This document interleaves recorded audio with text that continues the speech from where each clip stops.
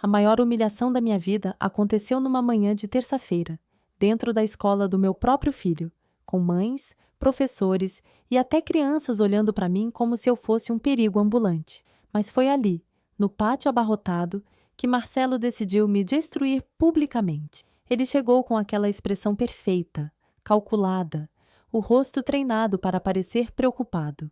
Estava acompanhado da pessoa que eu menos esperava, minha então melhor amiga, Bianca. Os dois caminhavam lado a lado, como se fossem heróis encarregados de me resgatar. E eu só descobri o motivo quando a diretora me chamou na frente de todo mundo, com aquele tom condescendente que eu nunca vou esquecer. Dona Ana, seu ex-marido e sua amiga nos procuraram. Eles estão muito preocupados com seu estado mental. As mães pararam de conversar. Um pai praticamente puxou o próprio filho pela mão, como se eu tivesse alguma doença contagiosa. Eu senti uma onda quente subir pelo corpo, um misto de vergonha, raiva e incredulidade. Marcelo deu um passo à frente e, com a voz mais falsa e suave que já ouvi, declarou: Ela não está bem, está tendo lapsos de memória, comportamentos confusos. Ontem sumiu com documentos importantes da herança do nosso filho. É perigoso deixá-la assim, sem acompanhamento. A herança, claro, o valor que o avô do meu filho havia deixado exclusivamente para ele, com cláusulas rígidas para impedir uso indevido. Marcelo conhecia tudo sobre aquele dinheiro. E eu sabia desde sempre que ele não suportava a ideia de não ter controle sobre nada relacionado a poder. Mas a pior parte foi Bianca. Ela colocou a mão no peito e fingiu tristeza, enquanto dizia: Eu amo você, Ana, mas não dá mais para esconder. Você precisa de ajuda. Você está descompensada. A palavra descompensada grudou na minha pele como piche quente. Eu ri. Um riso curto, feio, nervoso. Vocês estão loucos? Interdição? É isso que vocês querem? Mas apenas duas mães tiveram coragem de continuar olhando para mim. E era um olhar que misturava medo e pena. A diretora pediu que eu entregasse meu filho a Marcelo, até que a situação se esclarecesse. Eu olhei para o meu menino. Os olhos dele tremiam como se ele não soubesse para qual versão acreditar. E aquilo me quebrou de um jeito que nada mais havia quebrado antes. Quando tentei pegar minha bolsa para irmos embora, Marcelo a tomou das minhas mãos como se eu fosse uma criança birrenta. Eu quase gritei. Ele baixou a voz, chegou perto do meu ouvido e sussurrou: Se você colaborar, ninguém precisa saber do resto. O resto. O resto o quê? A ameaça parecia ter sido feita apenas para me deixar desequilibrada. E funcionou. Por um instante, duvidei da minha própria sanidade. Por um instante, pensei se eu estava realmente esquecendo coisas, se eles podiam ter razão, se algo estava acontecendo comigo sem que eu percebesse. Mas aí veio o golpe final daquela manhã. Bianca abriu o celular, mostrou algo para a diretora e disse: Ela está completamente fora de controle. Eu vi apenas um flash do vídeo, rápido, distorcido pelos meus olhos marejados. Era eu, chorando, desesperada, em casa, dizendo coisas fragmentadas sobre confiança, traição e a sensação de estar sendo manipulada. Um vídeo gravado escondido, sem meu consentimento, editado para parecer que eu estava fora da realidade. A diretora me encarou como se já estivesse convencida. Eu senti como se tivesse levado um tiro na alma. E, enquanto o mundo inteiro parecia acreditar na narrativa dos dois, Marcelo colocou a mão no meu ombro, firme, quase possessiva, e disse em voz alta: Eu só quero proteger nosso filho. As pessoas balançaram a cabeça concordando, e eu, reduzida ali diante de todos, percebi a dimensão do buraco em que ele pretendia me jogar. Só que semanas depois, seria exatamente ele quem imploraria para eu ouvir sua versão. Porque o vídeo que realmente importava, o vídeo do beijo, ainda estava escondido, e seria ele a entregar tudo. Urte e comenta aqui se você conhece alguém que já passou por algo assim. Sua reação ajuda essa história a não ser silenciada. Eu passei os 2 dias seguintes trancada em casa, com as persianas fechadas, tentando entender como Marcelo tinha conseguido virar minha vida de cabeça para baixo tão rápido. Cada vez que eu lembrava da expressão da diretora, ou do silêncio cúmplice das outras mães, uma parte de mim se retraía, como se meu corpo quisesse me proteger do mundo. Mas havia algo pior, algo que não saía da minha cabeça. Por que Bianca estava ao lado dele?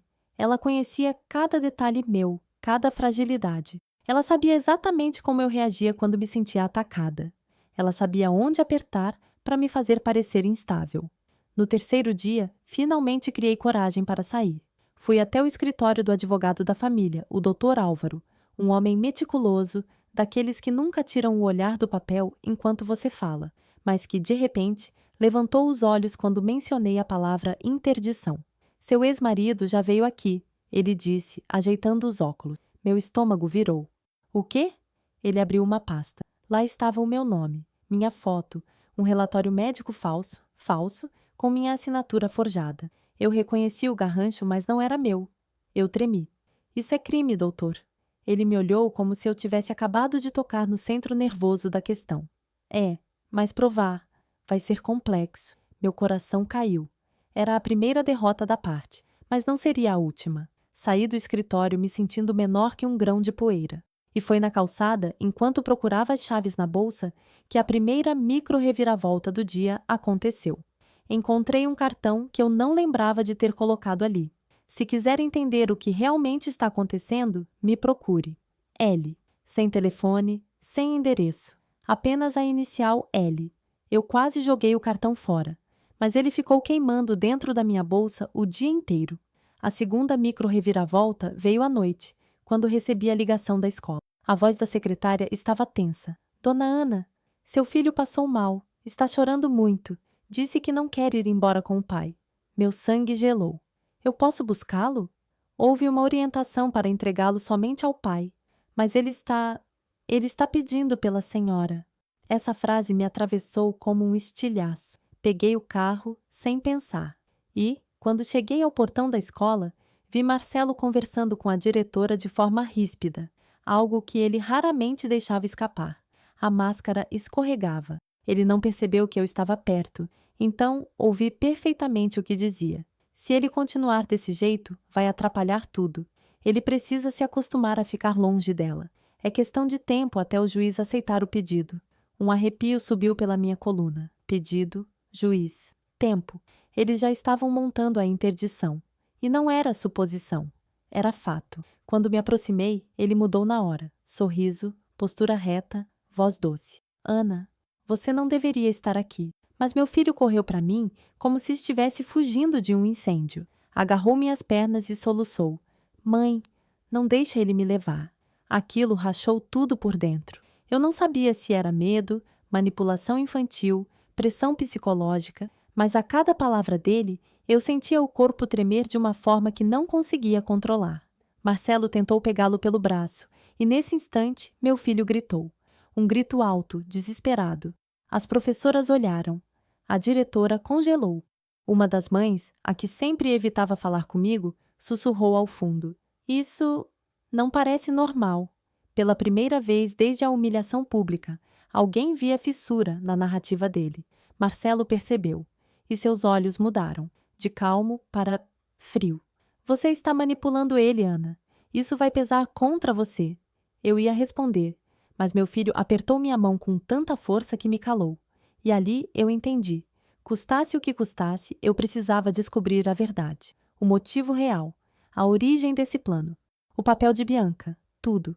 Afinal, ninguém orquestra uma interdição assim, sem um motivo brutal escondido. E, naquele instante, como se o universo tivesse ouvido meu pensamento, meu celular vibrou com uma mensagem desconhecida. Eu sei sobre o vídeo do beijo. Precisamos conversar. A mesma inicial do cartão. L. Eu senti meu coração parar por meio segundo, porque se havia um vídeo, então havia uma prova. E se havia um beijo, então havia uma traição. E se havia uma traição, então tudo podia ser desmontado. A pergunta agora era: quem era L? E de que lado ele realmente estava? Passei a noite quase inteira sentada no chão da sala, com o celular na mão, encarando aquela mensagem. Eu sei sobre o vídeo do beijo. As palavras iam e voltavam como ondas, batendo contra minha cabeça.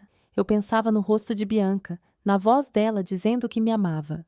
E pensava em Marcelo, sempre tão cuidadoso com a própria imagem, tão habilidoso em manter cada movimento calculado. Se existia um vídeo do beijo, duas possibilidades surgiam. Bianca e Marcelo estavam juntos. Alguém estava usando isso para me manipular ainda mais. Nenhuma das duas era boa. O número desconhecido enviou outra mensagem a 028214. Amanhã, 15 horas. Estacionamento do Hospital São Rafael. Nível 2. Vá sozinha. Eu deveria ter ignorado. Deveria ter bloqueado. Mas a simples menção ao beijo era a primeira rachadura real no castelo de mentiras que eles tinham construído. A manhã seguinte foi um caos interno. Eu quase despertei meu filho 3 vezes sem querer, andando pela casa, abrindo e fechando gavetas sem propósito. Quando finalmente o deixei na escola, notei algo estranho. Uma das professoras que antes evitava meu olhar, agora me observava com uma expressão diferente, cautelosa, mas não acusatória. E ali veio a primeira micro-reviravolta da parte. Ela se aproximou e disse baixinho: "Seu filho falou umas coisas ontem, coisas que não batem com o que seu ex-marido contou. A diretora está nervosa. Talvez você devesse, sei lá, registrar alguma coisa. Não contei que falei com você." Fiquei paralisada alguns segundos. Era pequeno, quase insignificante, mas era um fio solto, e fios soltos puxam verdades inteiras. Às 15 horas, com o coração batendo na garganta, estacionei no nível 2 do hospital. O lugar estava quase vazio, ecoava de maneira incômoda. Cada passo parecia alto demais. E então, ao lado de uma pilastra, vi uma figura magra, de moletom cinza com capuz. "Você é a Ana?" A voz era masculina, jovem. "Quem é você?" O rapaz tirou o capuz. Era o Leandro, sobrinho da Bianca. Eu já tinha visto ele algumas vezes, sempre discreto, sempre com fones no ouvido. Nunca imaginei que ele seria o L. Ele olhou ao redor como se estivesse sendo seguido e disse: "Eu não devia estar fazendo isso, mas eu vi, sem querer." "Viu o quê?" "Eles, juntos." Meu corpo inteiro travou. "Juntos como?" Leandro não respondeu. Ele tirou o celular do bolso, abriu a galeria, hesitou, e me entregou como se fosse uma bomba. As minhas mãos tremiam tanto que quase deixei cair. O vídeo era curto, menos de 10 segundos, mas suficiente. Suficiente para destruir qualquer defesa de Marcelo ou Bianca. Era na casa da Bianca. Marcelo estava na cozinha, de costas para a câmera do celular, que obviamente foi colocada escondida por Leandro. Bianca se aproxima pelas costas, toca o ombro dele e os dois se beijam. Não um beijo rápido, um beijo íntimo, cheio de familiaridade. Eu senti o chão se mover. Foi tão forte que me apoiei na pilastra. Eis aí a segunda micro-reviravolta da parte. No canto do vídeo, quase imperceptível, uma pasta vermelha aparecia aberta sobre a mesa. A pasta da herança. O mesmo modelo que eu tinha visto no escritório do advogado. Eles não apenas estavam juntos, estavam planejando juntos. "Por que você gravou isso?" Perguntei, engolindo o gosto metálico de choque. Leandro respirou fundo. "Porque ela está mentindo para você. E para mim também. Ela disse que você era perigosa, mas eu vi coisas, ouvi conversas. Eles estão tentando te tirar do caminho. E a interdição é só o começo." Meu corpo gelou. "Tem mais coisa?" Ele hesitou, desviou o olhar. "Tem." Antes que eu pudesse pressioná-lo, ouvi passos ecoando no estacionamento. Rápidos, determinados. Leandro arregalou os olhos. "Droga! Eles me seguiram." "Quem?" Mas ele já estava andando para trás, nervoso. "Vai embora, Ana. Agora." Eu tentei insistir, mas ele empurrou o celular nas minhas mãos, com força. "Assiste tudo, mas não confia em ninguém ainda. Nem em mim." E correu. Eu fiquei paralisada ali com o coração tentando sair pela boca, enquanto os passos, aqueles passos que ecoavam no concreto, pareciam chegar cada vez mais perto. Eu não sabia quem estava vindo. Marcelo? Bianca? Alguém enviado por eles? Só sabia que aquilo não era mais uma disputa familiar. Era um jogo. Um jogo onde eu era o obstáculo principal. E eles estavam dispostos a me apagar da equação.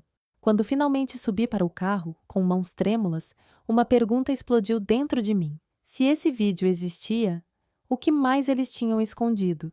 E a sensação de que eu estava sendo observada não me deixou nem por um segundo. Passei o resto daquele dia dirigindo sem rumo, dando voltas pela cidade como se o movimento pudesse impedir meu corpo de desabar. O vídeo do beijo pulsava na minha mente como um ferimento aberto. Eles estavam juntos. Juntos enquanto riam de mim, enquanto construíam um plano para me retirar da vida do meu próprio filho e da herança que era dele. Quando finalmente cheguei em casa, sentei no sofá com o celular ainda quente na mão. Reproduzi o vídeo mais uma vez, em silêncio. Não chorei. A dor era tão funda que parecia não ter mais saída pelos olhos. Era um buraco sólido, silencioso, e foi aí que notei a primeira micro-reviravolta da parte. Atrás dos dois, na parede da cozinha da Bianca, havia algo que eu não tinha visto antes. Uma nota adesiva amarela. Um simples post-it, com apenas 2 palavras escritas: Juiz, quarta. Meu coração acelerou. Hoje era segunda. A interdição estava marcada? Eles tinham uma audiência sem que eu sequer soubesse? Sem advogado, sem defesa, sem nada? Eu ampliei a imagem. Não era ilusão. A letra era da Bianca. Eu a reconheceria em qualquer lugar. Isso não era apenas traição emocional. Era preparação ativa. Engoli seco. Peguei a bolsa, o celular, a pasta com os papéis que tinha comigo e fui até a delegacia. Era a minha primeira vitória. Ou assim achei. O delegado ouviu tudo sem piscar. Quando viu o vídeo, arregalou os olhos, mas logo voltou ao profissionalismo rígido. Isso ajuda você moralmente, dona Ana, mas, juridicamente, é frágil. Como assim frágil? Eles estão planejando me interditar. Vídeo sem prova de data, sem metadados, sem contexto, sem comprovar que é parte de um crime. E foi gravado sem autorização. A sensação de impotência me atingiu como um murro. Mas é a prova de que eles estão mentindo. É indício, não prova. E se esse juiz que aparece no vídeo realmente estiver envolvido, a senhora precisa ter cuidado, muito cuidado. Era isso. Nenhuma denúncia formal. Nenhuma emergência reconhecida. Eu sairia dali do mesmo jeito que entrei, com um vídeo no bolso e um relógio correndo contra mim. Quando voltei para o carro, senti uma vibração no banco do passageiro. Meu celular tinha uma nova notificação. Número desconhecido. A mesma pessoa que havia enviado o encontro com L? Não. Outro número. A mensagem dizia: pare de procurar. Eles já sabem. Meu corpo congelou. Olhei em volta para o estacionamento vazio. A rua silenciosa. Tive a sensação clara, quase física, de estar sendo observada. Voltei para casa devagar, cada farol parecendo mais longo que o anterior. E então veio a segunda micro-reviravolta da parte. Quando entrei, percebi imediatamente. Alguém tinha mexido nas minhas coisas. Nada grande, nada óbvio. Mas o tapete estava alguns centímetros fora do lugar. A porta do armário do corredor entreaberta. A gaveta dos remédios milimetricamente desalinhada. Como se a pessoa que entrara ali quisesse que eu percebesse. Minha respiração falhou. Liguei para o único número que eu confiava naquele momento. O Dr. Álvaro. Atenderam meu caso? Perguntei sem fôlego, mas ele não respondeu de imediato. Respirou fundo. Recebi um comunicado hoje à tarde sobre uma possível audiência marcada, mas não estava no sistema antes. Entrou do nada. Nunca vi isso acontecer. Marcaram sem me avisar? Sim. O senhor vai comigo? Silêncio. E então? Ana, preciso ser honesto. Há algo muito estranho nesse processo. Estão usando caminhos que não são comuns. Documentos aparecem e somem.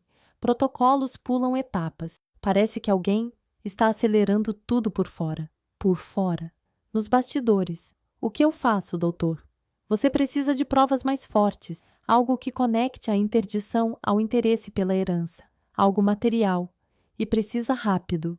Desliguei com a garganta ardendo. Eu me sentia encurralada dentro da minha própria casa, como se cada objeto, cada canto, pudesse estar sendo observado, ou pior, manipulado para parecer que eu era a instável da história. Eu estava presa num tabuleiro onde as peças se moviam sozinhas, sempre 2 passos à minha frente. E naquele instante, enquanto caminhava até o quarto para pegar roupinhas limpas para o meu filho, notei um envelope branco no chão, deslizado por baixo da porta. Meu coração bateu mais forte. Estava sem remetente, sem selo, sem identificação. E dentro dele havia apenas uma foto impressa, uma foto minha, dormindo. Alguém esteve no meu quarto. E atrás da foto, rabiscado à mão: você não vai ganhar. Foi ali que eu percebi que tudo estava prestes a sair completamente do controle. e que a pergunta mais urgente já não era como eu iria provar minha inocência, mas sim, quanto mais eles estavam dispostos a fazer antes da quarta-feira? Eu fiquei alguns minutos imóvel, encarando aquela fotografia como se fosse um espelho distorcido da minha própria vulnerabilidade. A imagem era clara, eu dormindo, encolhida, com o lençol até o peito, minha janela atrás, meu próprio quarto, a casa que eu julgava segura. Mas a segurança, percebi naquele instante, era só uma ideia que eles estavam desmontando peça por peça. Eu guardei a foto dentro da pasta, travei todas as portas, fechei todas as janelas, mesmo sabendo que isso não bastava. A sensação de invasão me acompanhou como um cheiro ruim grudado na pele. Não consegui comer, não consegui pensar. Tudo parecia um borrão. Quando busquei meu filho na escola, notei a diretora ao fundo. Ela me observava de novo, mas dessa vez havia confusão no olhar dela, não julgamento, como se algo tivesse acontecido internamente, como se alguém tivesse dito algo que não se encaixava na narrativa perfeita do Marcelo. E isso foi a primeira micro-reviravolta do dia. Quando saímos, ela se aproximou devagar, olhando para os lados. Dona Ana, posso falar com você por um momento? Meu coração disparou. Eu disse que sim. Ela engoliu seco antes de dizer.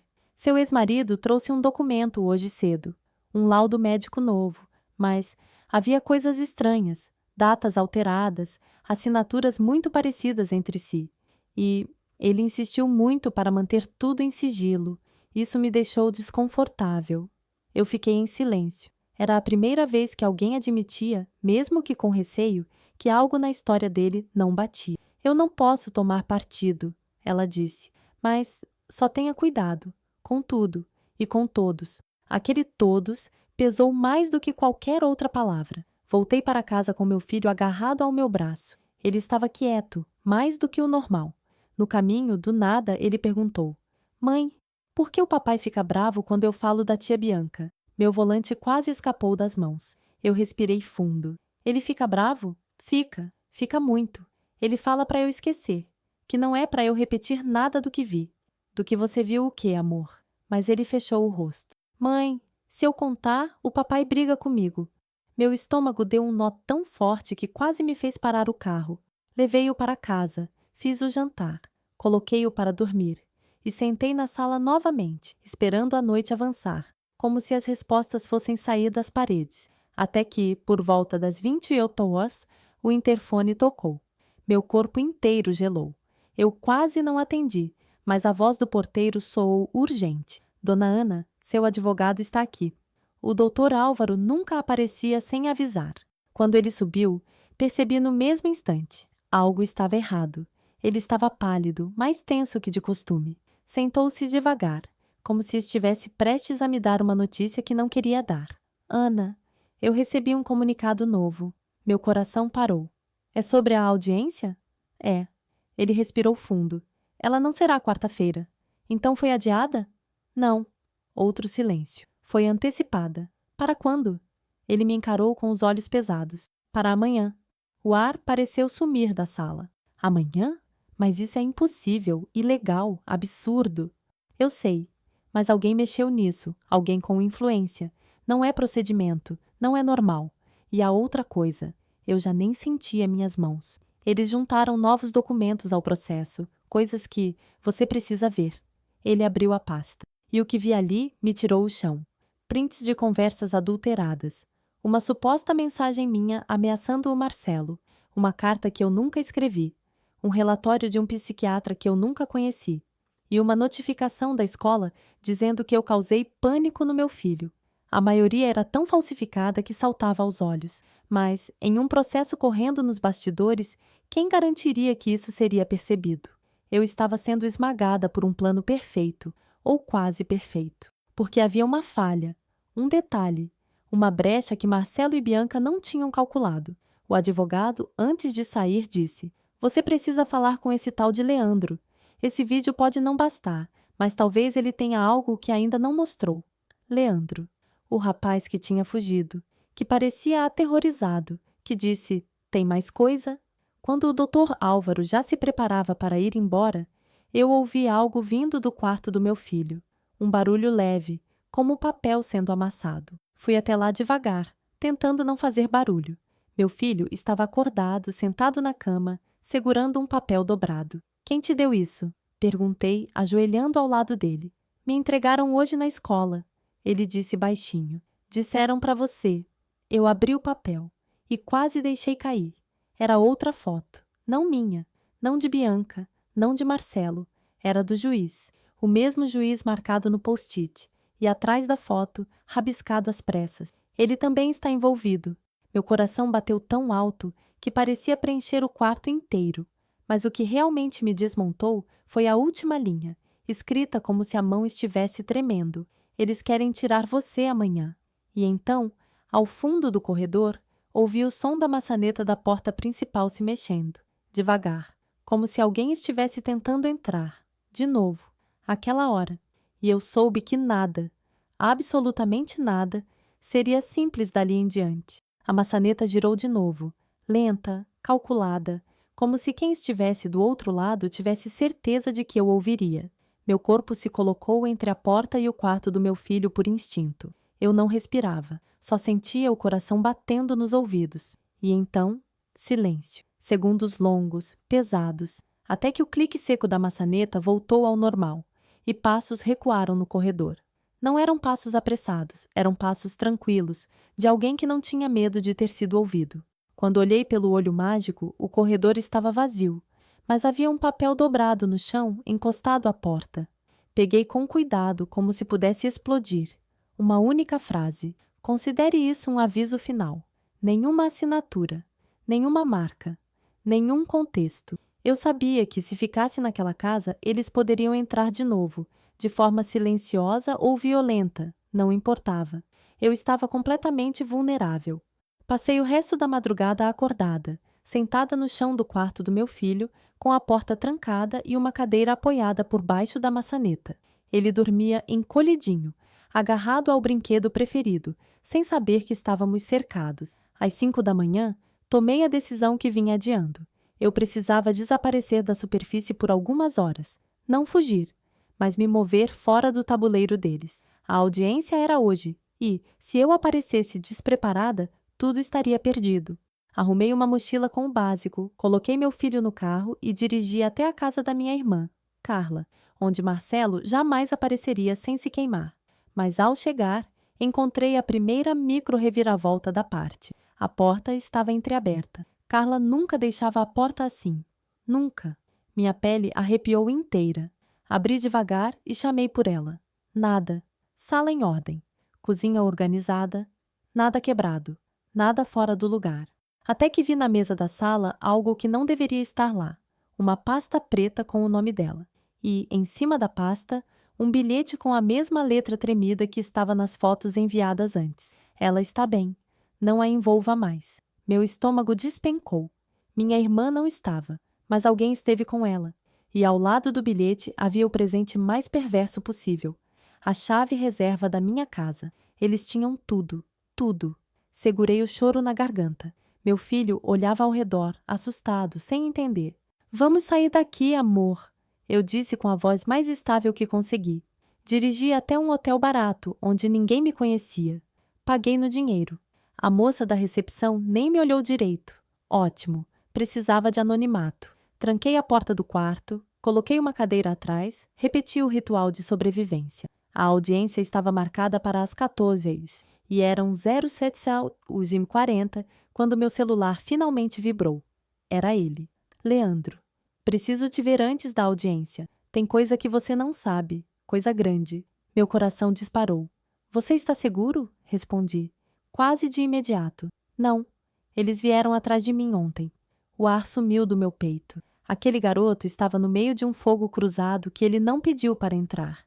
E mesmo assim, me procurava. Consegue me encontrar? Perguntei. Silêncio. 40 segundos de silêncio. Então veio a resposta. Só se for no lugar que eles não imaginam. Na casa da Bianca.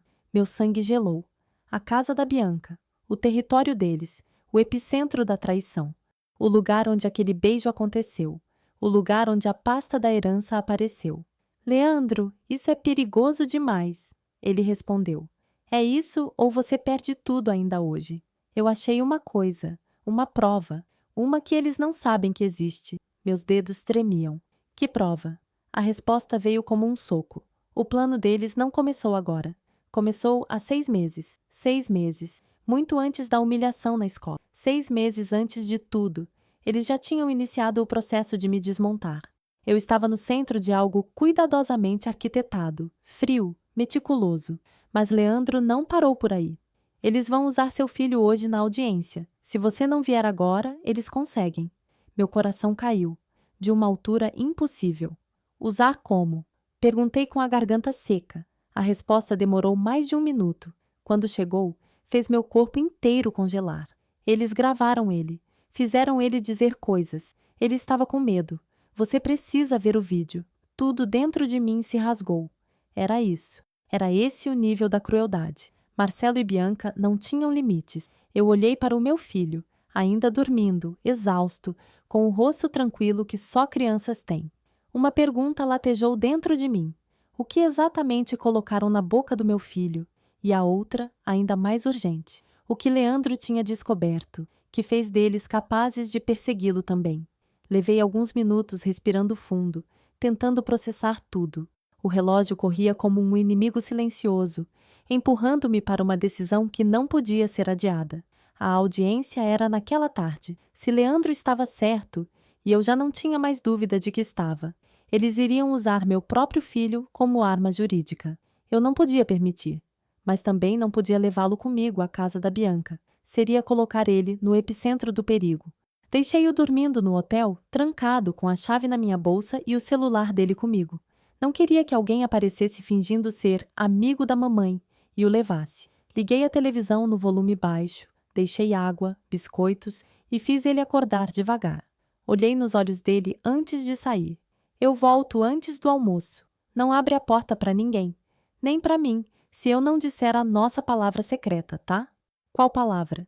Ele perguntou, ainda sonolento. Sorvete de morango, respondi tentando sorrir. Ele sorriu de volta, pequeno, frágil. E essa imagem ficou presa no meu peito enquanto eu dirigia para a casa da Bianca, minha suposta melhor amiga, a mulher que escutou meus desabafos, minhas dores, minhas vulnerabilidades e as entregou para o homem que queria me destruir.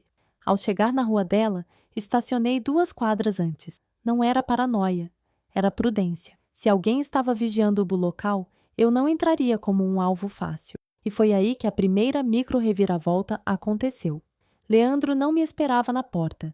Ele estava dentro do carro dele, do outro lado da rua, com o capuz no rosto. Quando me viu, acenou discretamente, sinalizando para eu entrar pela lateral da casa, não pela frente. Caminhei até lá com o estômago revirando, sentindo meus passos ecoarem como se o mundo inteiro estivesse prestando atenção. Leandro abriu o portão lateral devagar, quase sem som. Eles saíram, mas não por muito tempo, sussurrou. Entramos, e o impacto foi imediato. A cozinha era exatamente a mesma do vídeo. Bancada de mármore branca, luminárias industriais, a parede onde o post-it amarelo apareceu. Mas havia mais, muito mais. Leandro caminhou até o quarto de hóspedes e apontou para uma caixa de plástico transparente cheia de papéis, pastas e envelopes. Ela guardava tudo aqui. Tudo. Meu coração disparou. A Bianca? Sim. Eles começaram a montar isso há meses, antes de tudo parecer errado para você. Antes da primeira briga estranha, antes da escola. Eles foram construindo a sua queda.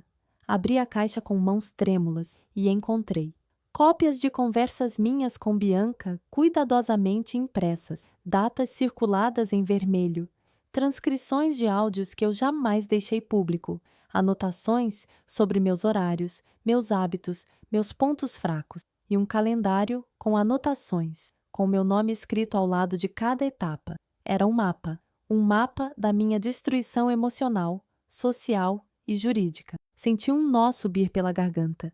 Mas havia algo ainda pior na segunda pasta. Muito pior. Era um roteiro. Literalmente um roteiro. Com falas, cenários, momentos planejados. E meu sangue gelou ao ler um trecho. Na escola, apresentar as versão estável. Registrar comportamento emocional. Construir histórico. Construir histórico. Eles tinham roteirizado a minha humilhação pública.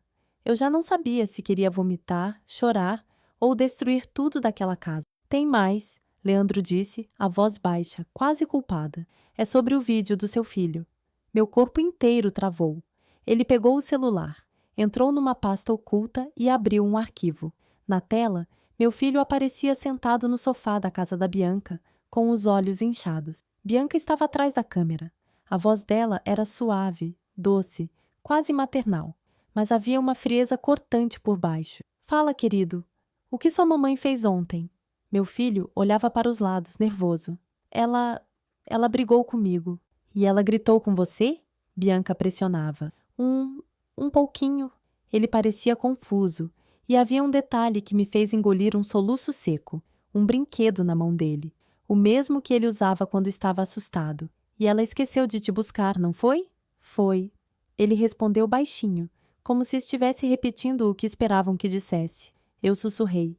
Isso nunca aconteceu. Eu sei. Leandro respondeu. Ele estava aqui naquele dia.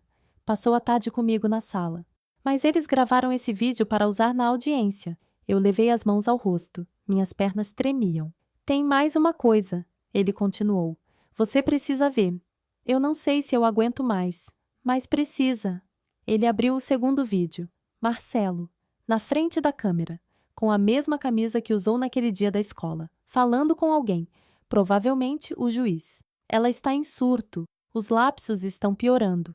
Não posso deixar meu filho ficar exposto. Estamos agindo para proteger a criança. Meu corpo queimou de indignação. Mas então veio o detalhe que fez meu coração parar. No canto do vídeo, refletido no espelho atrás dele, estava Bianca, segurando uma pasta vermelha. A mesma pasta da herança. A prova de que eles estavam juntos no plano. Eu senti meu mundo se reorganizar em velocidade brutal. A raiva deu lugar à clareza. E a clareza deu lugar ao medo real. Eles estavam mais próximos de vencer do que eu imaginava. Por que você está me ajudando? Perguntei a Leandro. Ele respirou fundo, olhando para o chão. Porque eles não sabiam que eu gravei uma conversa dos dois.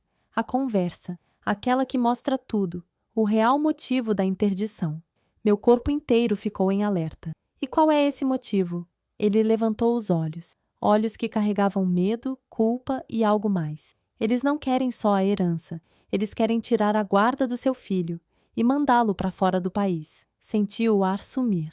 Literalmente, sumi por alguns segundos dentro de mim mesma. Por quê? Pra quê? Consegui balbuciar. Leandro respirou fundo. Porque o avô dele deixou uma segunda parte da herança. Uma parte que você não sabe. Uma parte que o Marcelo descobriu antes de você. Eu tremi dos pés à cabeça. Que parte? Ele abriu a mochila, tirou um envelope grosso e colocou na minha mão. A parte que só pode ser liberada se o pai tiver a guarda total.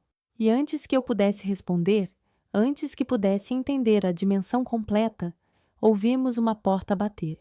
Na casa, lá embaixo, alguém tinha entrado, alguém estava ali. E Leandro sussurrou. Ana, eles chegaram. O som da porta batendo ecoou pela casa como se tivesse atravessado minhas costelas. Leandro e eu congelamos ao mesmo tempo. Nada no nosso corpo sabia como se mover. Aquela batida não era de vento, nem de alguém distraído. Era firme, determinada. Alguém entrou sabendo exatamente onde estava entrando. Ele fez um gesto rápido com o dedo nos lábios, silêncio absoluto, e apagou a luz do quarto. Ficamos apenas com a claridade tênue que vinha da janela, suficiente para ver contornos, mas não expressões. Lá embaixo, passos, 2 pares, um mais pesado, outro mais leve. Marcelo e Bianca, ou Marcelo e alguém que trabalhava para ele.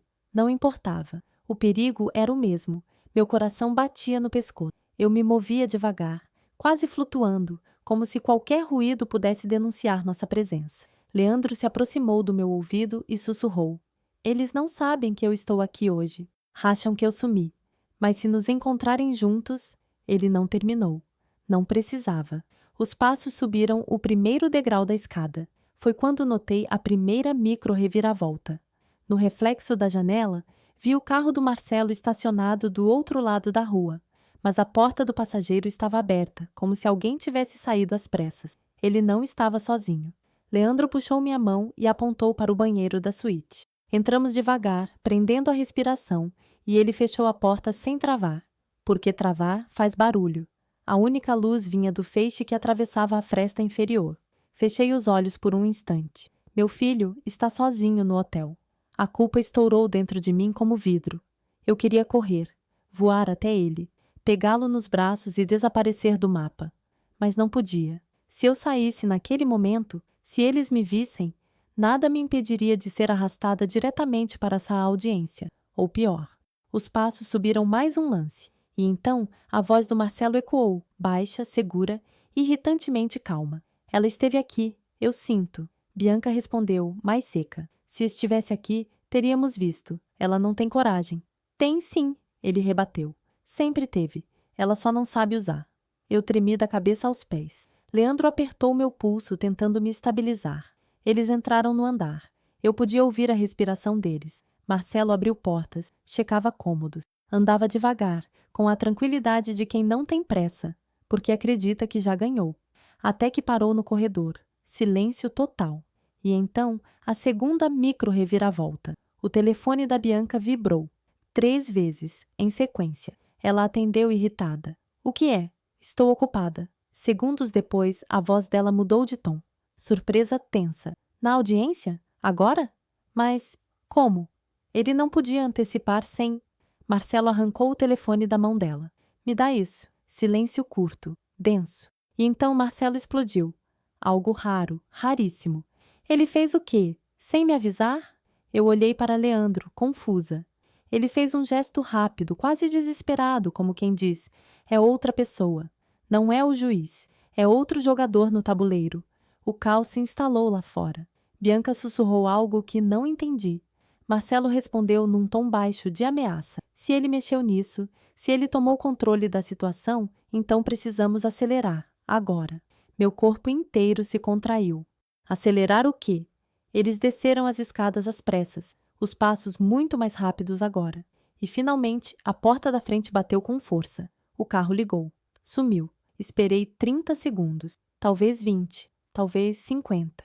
Eu não sabia. O tempo tinha se dissolvido. Até que Leandro finalmente abriu a porta do banheiro. O quarto estava vazio.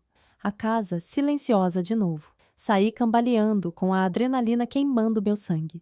Quem era no telefone? Perguntei. Quem antecipou a audiência outra vez? Leandro passou a mão no rosto. Não foi o juiz. E não foi o Marcelo. Foi o advogado deles. Um advogado consegue mexer numa audiência sozinho? Se tiver as conexões certas, sim. Eu engoli seco. Era como estar presa numa rede com fios invisíveis. Toda vez que eu pensava ter nomeado um inimigo, surgia outro atrás. Leandro foi até a caixa com documentos e tirou um envelope que eu não tinha percebido antes. Ele me entregou como se estivesse entregando algo radioativo. Isso é o que eles mais querem esconder. Eu abri e senti um arrepio percorrer minha coluna inteira. Dentro havia um contrato de transferência internacional de guarda, um formulário de mudança permanente de domicílio, um pedido de acesso total à conta da herança e uma autorização para viagem assinada com a minha assinatura falsificada. Marcelo tinha tudo pronto para tirar meu filho do país. Tudo. E ao olhar o endereço do destino, minhas mãos ficaram frias. Lisboa. A cidade onde a família dele tinha contatos, onde Bianca já tinha morado por um tempo, onde eu seria apenas mais uma mãe instável que perdeu a guarda. Eles iam embarcar amanhã. Leandro disse baixinho. Amanhã? Minha voz falhou. Sim, a audiência garante a guarda. Eles saem direto do fórum, por isso anteciparam. Me apoiei na parede para não cair. Eu preciso voltar para o meu filho, agora. Leandro assentiu. Mas antes que eu desse um passo, ele segurou meu braço e completou. Tem mais uma coisa. Uma última gravação. É a pior de todas. Eu não queria ouvir. Eu não queria saber. Mas precisava. Ele abriu o áudio. Era Marcelo, falando num tom que eu nunca ouvi antes. Um tom de vitória cruel. Quando ela perceber, já estaremos em outro continente. Ela não tem prova de nada. Nem amigos, nem credibilidade. Eu fiz questão de destruir tudo bem antes dela notar. E então ele riu. Aquela risada pequena, abafada, mas certeira. E o melhor, ela se ainda acha que perdeu por acaso. Meu corpo inteiro estremeceu. A risada dele ficou martelando na minha cabeça enquanto eu corria para a porta. E, no exato momento em que a abri para sair, com meu coração inteiro focado em chegar ao meu filho, vi algo no chão, do lado de fora, que me fez parar. Um envelope novo, branco, com meu nome escrito à mão. Eu o peguei com os dedos trêmulos, abri. E dentro havia apenas uma frase: o hotel não é seguro. Meu coração rasgou no meio, e a pergunta veio como um grito interno. Alguém já tinha chegado até meu filho? A frase dentro do envelope: o hotel não é seguro, me cortou ao meio. O ar desapareceu. Minhas pernas começaram a se mover antes mesmo que o pensamento se formasse. Leandro correu atrás de mim, puxando o capuz sobre o rosto. Eu vou com você, ele disse, e naquele momento eu não tive coragem de dizer não. Entrei no carro tremendo. Liguei o motor com as mãos suadas. Cada segundo parecia uma navalha encostada na minha garganta. O hotel ficava a 15 minutos dali, mas parecia a distância de um continente inteiro. No segundo quarteirão, notei a primeira micro-reviravolta. Um carro prata. O mesmo carro prata que eu tinha visto estacionado em frente ao prédio da escola 2 dias antes. O mesmo carro que apareceu no reflexo da vidraça da delegacia. O mesmo carro que estava atrás de mim quando deixei a casa da minha irmã. Ele estava ali e estava me seguindo. Leandro, olha o retrovisor. Ele olhou, empalideceu. É deles. Não para. Continua. Eu não tinha como fugir. Não podia bater o carro, não podia chamar atenção. E, principalmente, não podia perder tempo. Se eles estavam seguindo, significava que já sabiam do hotel e sabiam do meu filho.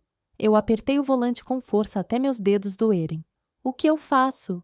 Leandro respirou fundo. A gente precisa chegar lá antes deles, mesmo que seja por segundos. O carro prata se manteve a uma distância perfeita, nem perto demais para parecer perseguição, nem longe demais para me deixar esquecer.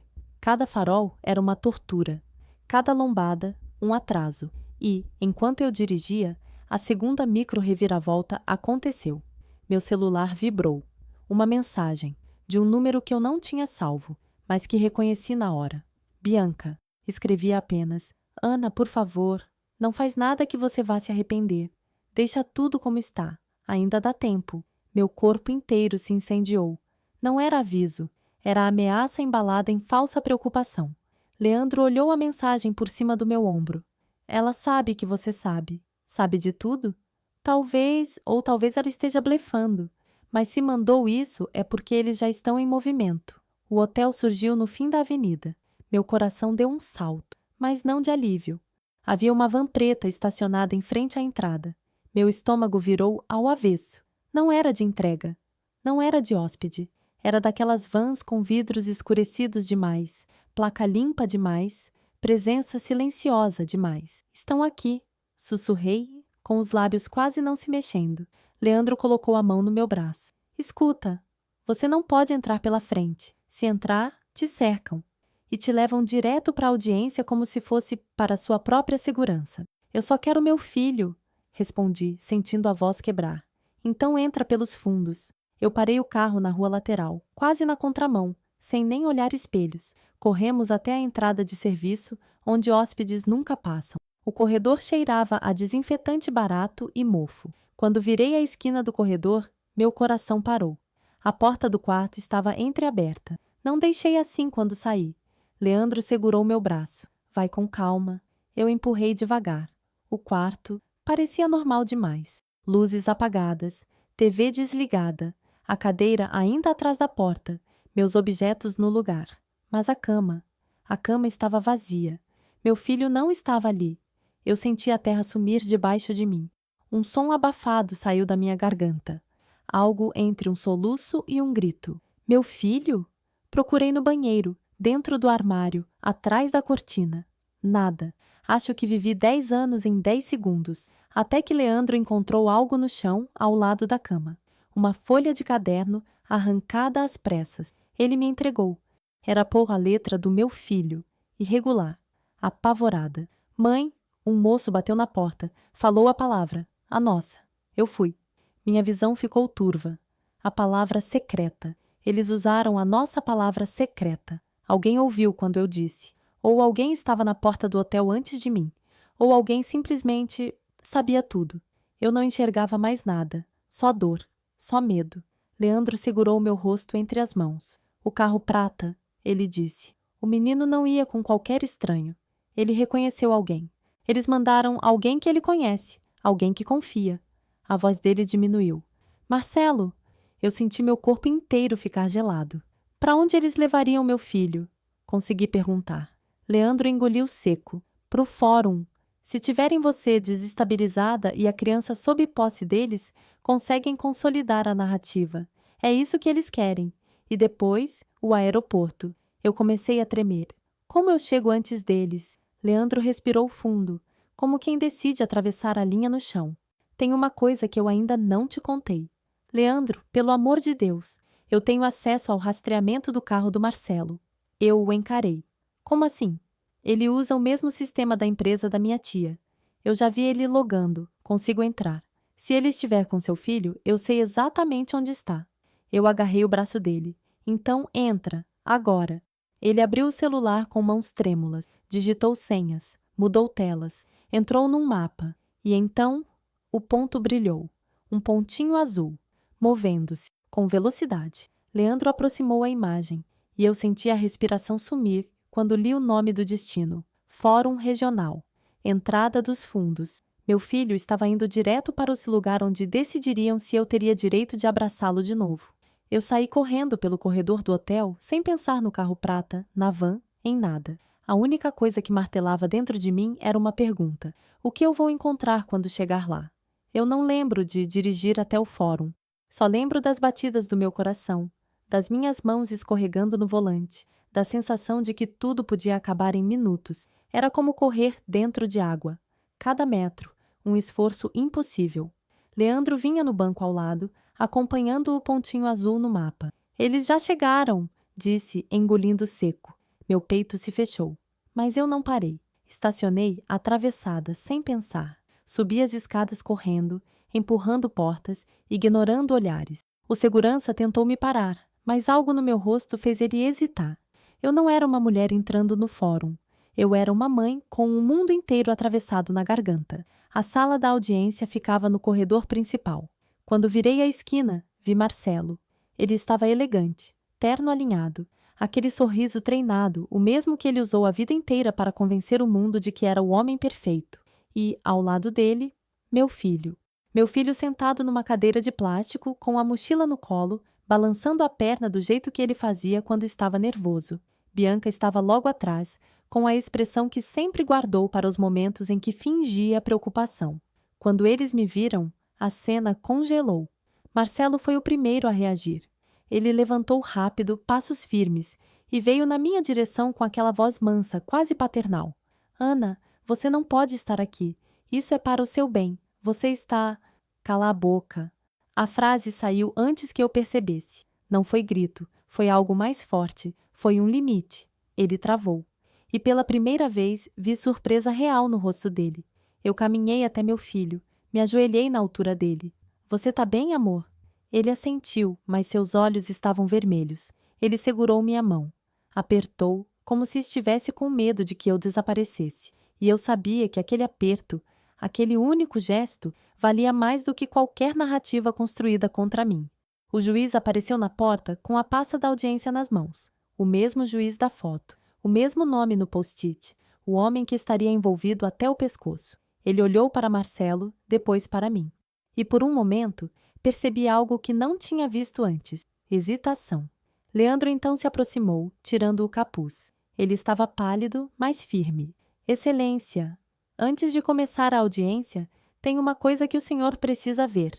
Marcelo ficou branco como papel. Literalmente branco. Você não vai mostrar nada, garoto, ele disse, dando um passo na direção de Leandro. O segurança interveio. O juiz também levantou a mão. Deixe o rapaz falar. Leandro abriu o celular. Procurou o arquivo. A sala inteira respirou ao mesmo tempo. E então ele apertou play. A gravação. A gravação. A voz de Marcelo. Nítida. Cristalina. Quando ela perceber, já estaremos em outro continente. Ela não tem prova de nada. Nem amigos. Nem credibilidade. Eu fiz questão de destruir tudo antes dela notar. O juiz empalideceu. Bianca recuou um passo. O corpo dela tremia.